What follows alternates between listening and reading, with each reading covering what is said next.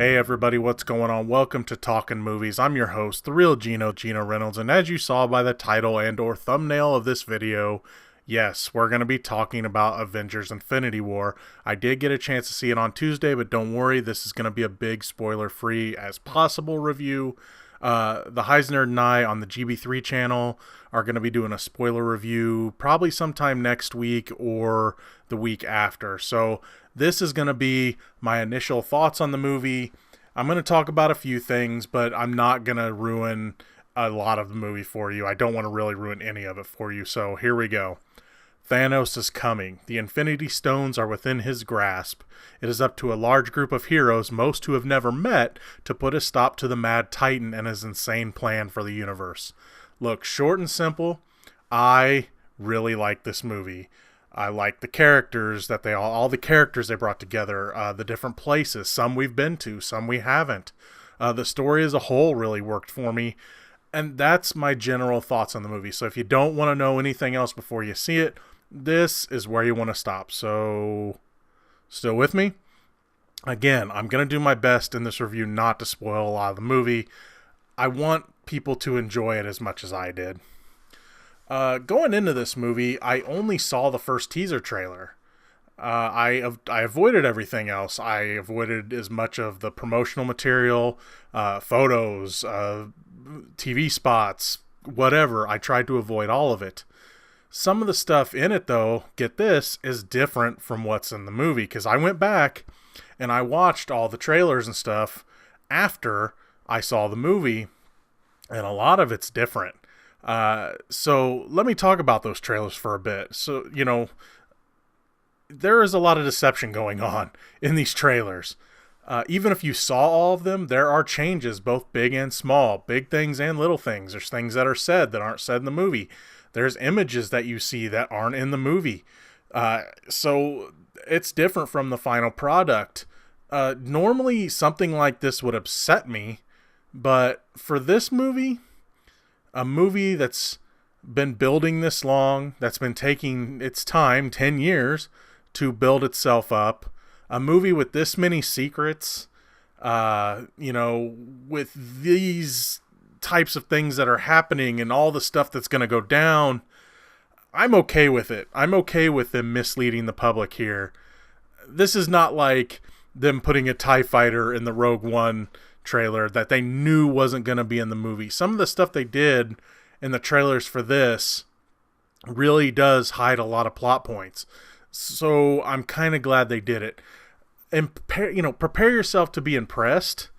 But I will say this, if you've seen all the trailers and stuff, you're still going to be impressed with it. I don't think the stuff they changed is going to upset you. I think it'll surprise you. So yeah, be prepared to be impressed by it. Still, I will say that for me personally, going in blind was the best way to go.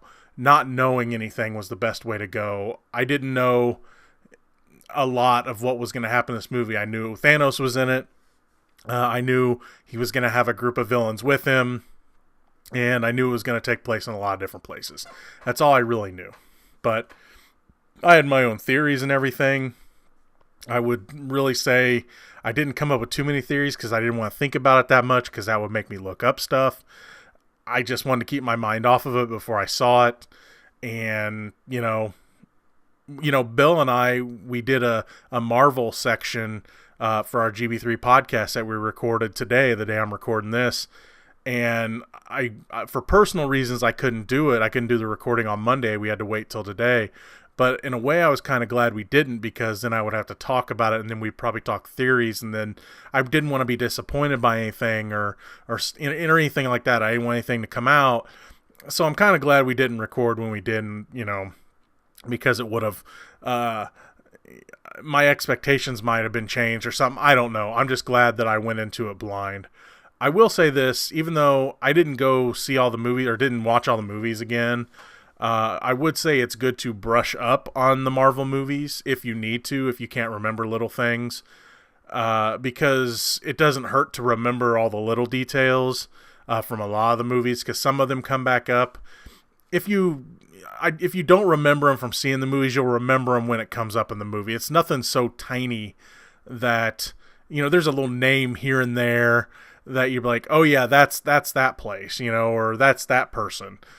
So, you're gonna have to remember this stuff, or you will remember it when you hear it in the movie. It's not a big deal to go back and watch all the movies. Like I said, I didn't have to. I remembered most of the stuff though, so it wasn't a big deal. But it's good to know what's gonna be happening coming up to this movie. You can't come into this movie without having seen all the other ones, or at least most of the other ones. There are a lot of characters and character stories going on in this movie, as you can imagine, given that they have 10 years worth of movies coming into one here. Some of the characters could have used a bit more time, but remember, there is a second part to this movie. Normally splitting up a story like this would bother me, but this one it doesn't, and I'll tell you why. The scale is so large for this story that they would have had to make a 5 or 6 hour movie to really tell the story they're trying to tell. And in a way they kind of are, because they're doing part 1, part 2. As much as I would love to sit through a 6 hour Marvel movie, and granted, whenever the second part comes out, you can do that, because I believe the stuff that's coming out in this next phase happens before the Infinity stuff. I know that Ant-Man does. I'm pretty sure it does. I can imagine that. And I have a feeling there's a couple other movies. I know, everyone knows that Ant-Man's coming out because they've seen trailers or whatnot. There's a couple other characters, I think, that they haven't announced are going to get their own solo movie going on, that could be taking place around the same time or before. So I have a feeling that they're going to be making some announcements on that stuff soon. But yeah, you would have a 6 hour movie had they not split it up. And I really would have hated to see them try to cram what they're going to cram into 2 different movies into one, because that would not have worked. Because, here it is. You have all these characters, and there's a limit here, okay?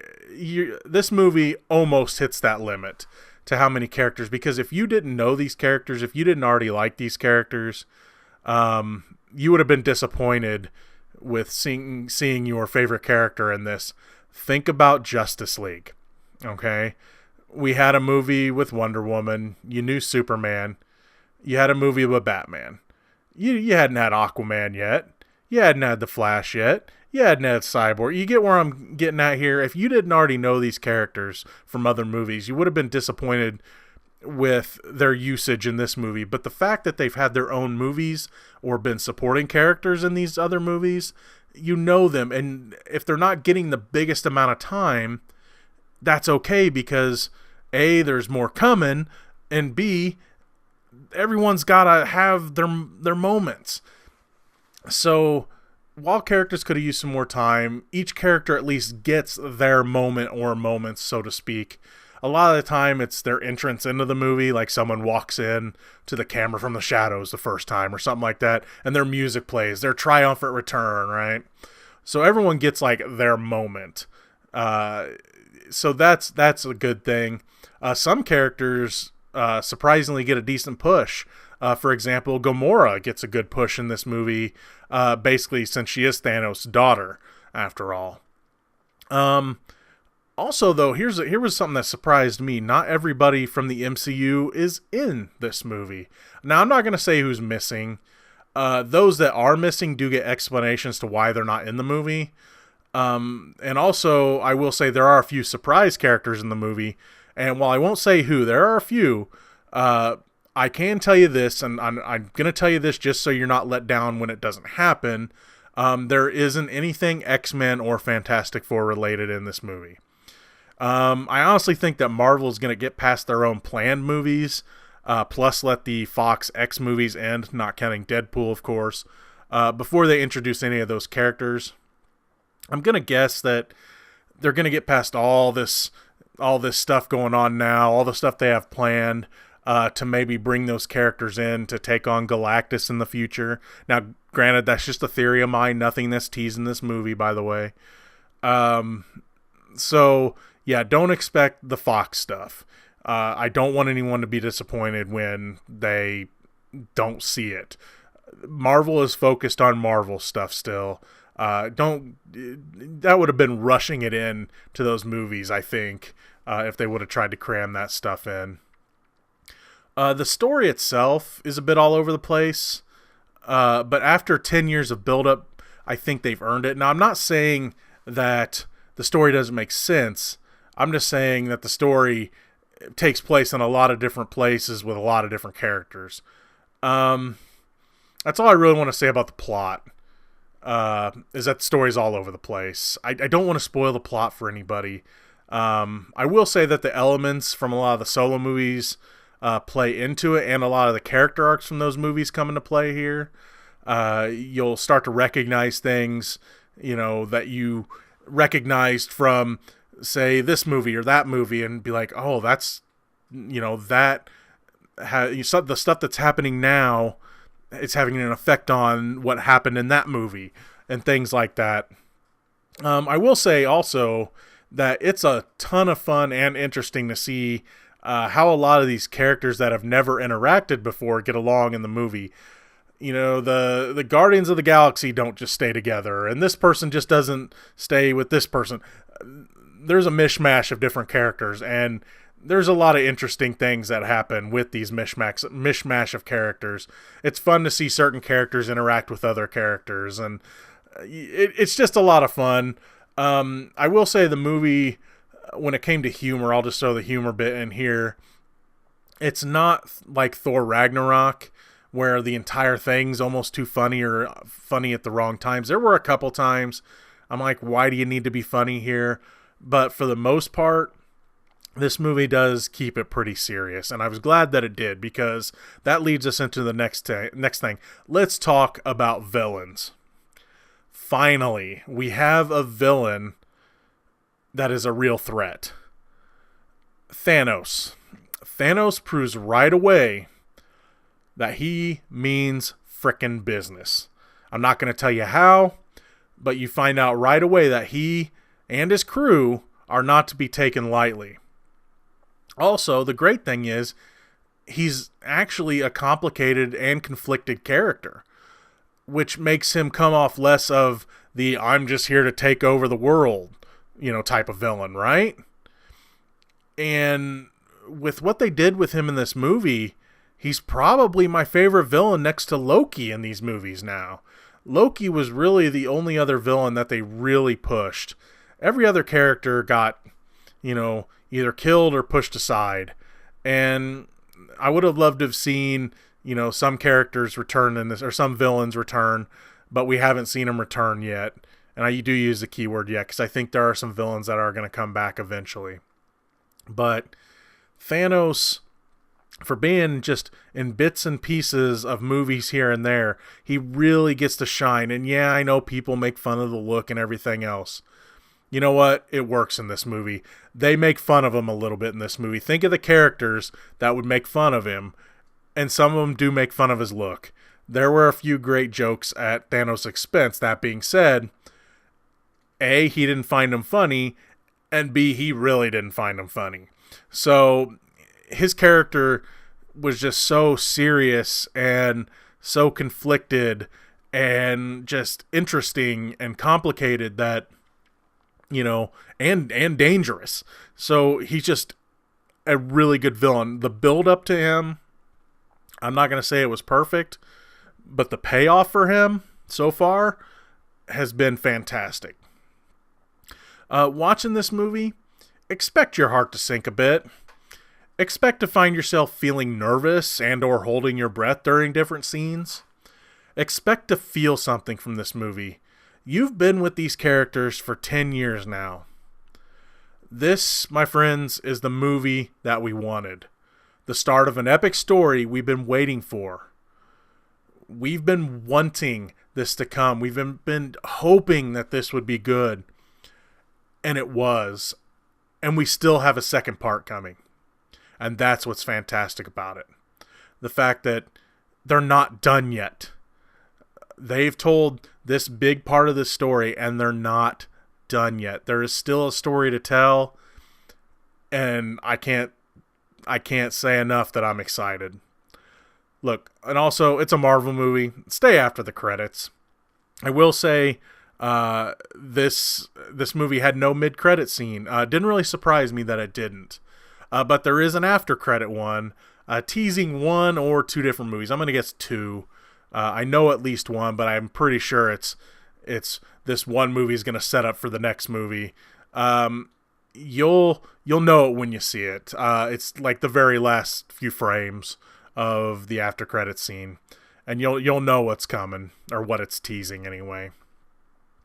Look, in the 10 years that Marvel's been building up these movies, I can say that surprisingly, I am even more excited for the future now than I was before.